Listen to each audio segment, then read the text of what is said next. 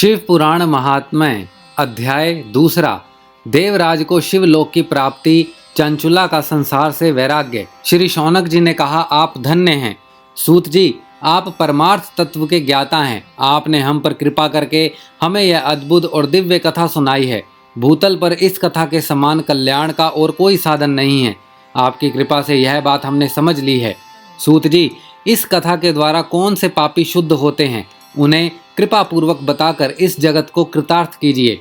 सूत जी बोले, मुने, जो मनुष्य पाप, दुराचार तथा काम, क्रोध, मद, लोभ में निरंतर डूबे रहते हैं, वे भी शिव पुराण पढ़ने अथवा सुनने से शुद्ध हो जाते हैं तथा उनके पापों का पूर्णतः नाश हो जाता है। इस विषय में मैं तुम्हें एक कथा सुनाता हूँ।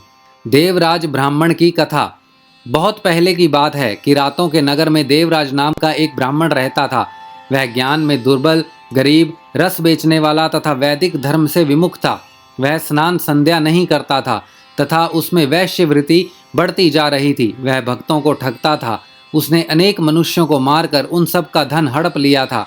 उस पापी ने थोड़ा सा भी धन धर्म के काम में नहीं लगाया था। वह वैश्यगामी तथा आचार भ्रष्ट था। एक दिन वह घूमता हुआ दैव योग से प्रतिष्ठानपुर जा पहुंचा।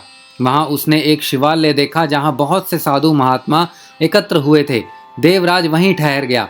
वहां रात में उसे ज्वर आ गया और उसे बड़ी पीड़ा होने लगी। वहीं पर एक ब्राह्मण देवता शिव पुराण की कथा सुना रहे थे। ज्वर में पड़ा देवराज भी ब्राह्मण के मुख से शिव कथा को निरंतर सुनता रहता था। एक मास बाद देवराज ज्वर से पीड़ित अवस्था में चल बसा। यमराज के दूत उसे बांधकर यमपुरी ले आए। तभी वहां शिवलोक से भगवान शिव के पार्षद गण आ गए। वे कर्पूर के समान उज्जवल थे। उनके हाथ में त्रिशूल, संपूर्ण शरीर पर भस्म और गले में रुद्राक्ष की माला उनके शरीर की शोभा बढ़ा रही थी।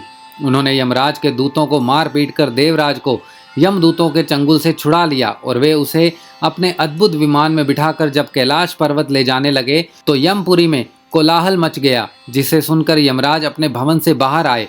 साक्षात रुद्रों के समान प्रतीत होने वाले इन दूतों का धर्मराज ने विधि पूर्वक पूजन कर ज्ञान दृष्टि से सारा मामला जान लिया। उन्होंने भय के कारण भगवान शिव के दूतों से कोई बात नहीं पूछी।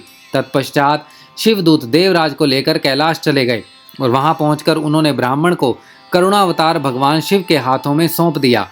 शौनक जी ने कहा, महाभाग सूत जी, आप सर्वज्ञ हैं। आपके कृपा प्रसाद से मैं कृतार्थ हुआ।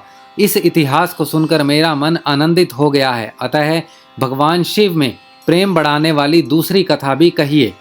शिव पुराण महात्म्य अध्याय दूसरा समाप्त।